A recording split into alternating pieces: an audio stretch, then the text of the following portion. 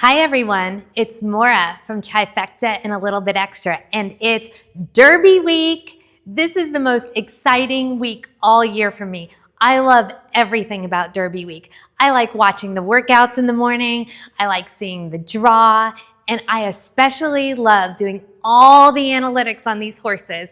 And this year, I get to share them with you. Now, if you're just a person that watches the Derby casually every year, that's great. A lot of people do. Maybe you don't know what's so special about the Derby. First of all, it's 3-year-olds only, so you get one shot at the Derby. Second, these horses have not run this distance before. At the most, they're running 1.125 miles, sometimes 1.3 miles. The Derby is 1.25 miles. Now, you may not think that's a big distance, but let me tell you, it's like if you're running track, going to the 800 to the 2-mile. You really have to have both stamina and speed to win the Derby. Third, it's a 20-horse field. That's insane. We never see 20-horse fields. And then fourth, consider all of the cheering crowd, hundreds of thousands of people. So what does that mean when you look for a Derby winner? First of all, we already talked about it, speed and stamina. That is a special combination. You could look at their past performances and you could also look at their breeding. Second, you have to make sure they're mentally mature to be in the Derby in order to be a Derby winner. Why? They're competing against 20 horses. They've got hundreds of thousands of people screaming. They absolutely need to be mature. I've done the work. I've tried to narrow it down. And yeah, 6 may not seem like it's narrowing it down, but I'm going to give you all of my information on the 6 that I'm most interested in, and then I would love for you, do your own research. I'm also going to give you some long shots at the end. Let's get started, and I'm going to do this by post position, starting with number 2, Sierra Leone.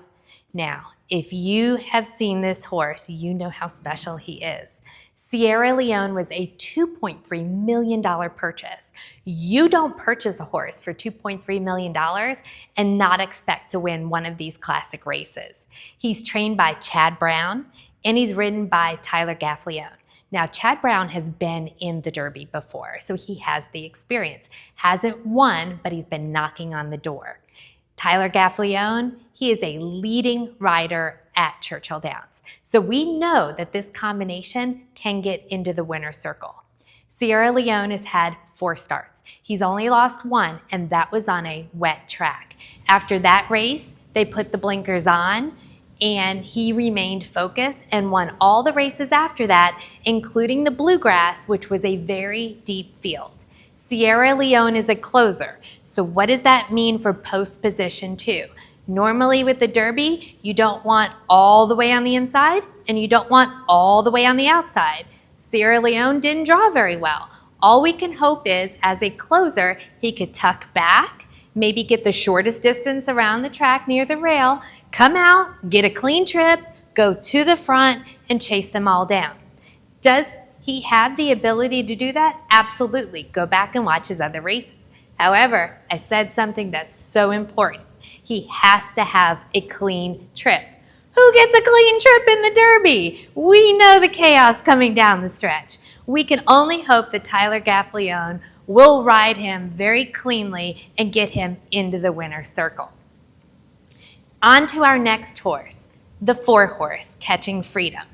Catching Freedom is out of Constitution. He's trained by Brad Cox and he's ridden by Flavien Prat.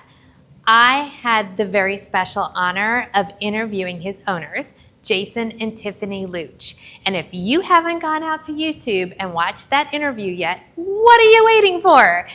They give us such good information about Catching Freedom. First of all, I thought he was a closer. He went from last to first in the Louisiana Derby.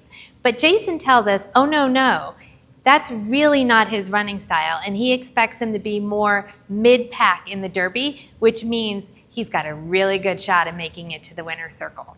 This horse is improving in every single race, and he just threw in some knockout workouts. So Catching Freedom is very high on the horses that I'm interested in for the Derby. Our next horse is very special to me. It's the 8 horse, Just a Touch. Why is he special? He is at a Justify, who is my all-time favorite horse. In fact, I am wearing a Justify necklace. Just a Touch is also trained by Brad Cox, so from one Brad Cox trainee to another. He's ridden by Florent Giroux, and just like Justify, he's only had 3 starts in his 3-year-old year. Many people will say, that's not enough foundation for the Derby. Well, I challenge them. Look at Justify. He won the Triple Crown. Why would you even doubt this horse? He did so well in the Bluegrass. He was right up front, but he was only beaten by Sierra Leone. We are now on to the number 11 horse, Forever Young. This is the Japanese contender in the Kentucky Derby. We've had international horses for a while now, and they've been knocking on the door of winning the Derby, but really haven't gotten there. And they say this may be the horse that can do it. Why? He is 5 for 5. He is also the cousin of Sierra Leone, who we just talked about. So we know his breeding, he has the stamina, and he's run a mile in 3/16, which many of the prep races are only a mile and an eighth. He's won both the UAE Derby and the Saudi Derby. We know he could travel well, we know he could handle the big crowds, and he is improving. So he's one you're going to want to take a look at on Saturday. And now on to the favorite, Fierceness. Fierceness is trained by Todd Pletcher and ridden by Johnny Velasquez. And we know this is a winning Kentucky Derby team. Some of you may know my love of Fierceness. I went all the way to Florida just to see him run in the Holy Bull. When Fierceness wins, he wins amazingly. Won by 6 lengths in the Breeders' Cup Juvenile. Won by 13 lengths in the Florida Derby. Johnny V didn't even move on him. I got chills watching that race. However, he's been inconsistent, and he had 2 races where he didn't really do so well. So are we going to see the real Fierceness on the first Saturday of May? He also drew the 17 hole. And for those of you who follow the Kentucky Derby, you know no one has won from the 17 post. However, this could be a good post for Fierceness. He's got to have a clean start. That's what hurt him the other times where he didn't do very well. He's only got a couple horses to the right. He's got the speed and the stamina. He could get out of the gate, hopefully cleanly, and get up to the front and maybe never look back. Also, if you've been watching his workouts and you've seen him gallop out, oh my, again, chills. This horse is the real deal. He is a beast, and he is the one to beat. Finally, the last of my 6 that I'm most interested in is the number 19, Resilience. Resilience is trained by Bill Mott and ridden by Junior Alvarado. Resilience has had 6 starts, but only 2 wins. He was in the Risen Star, which was a very deep field. He came in 4th behind Sierra Leone, Catching Freedom, and Track Phantom. Now, he goes to the wood. They put blinkers on, and all of a sudden light bulbs went off. Johnny V said the blinkers really helped him focus and pass other horses. We know that Bill Mott is a trainer who really takes care of his horses and gets them ready to run. And based on his dominance in the wood, winning by 4 lengths, Resilience is a horse that we should all be researching on the first Saturday of May. Now on to some of my long shots.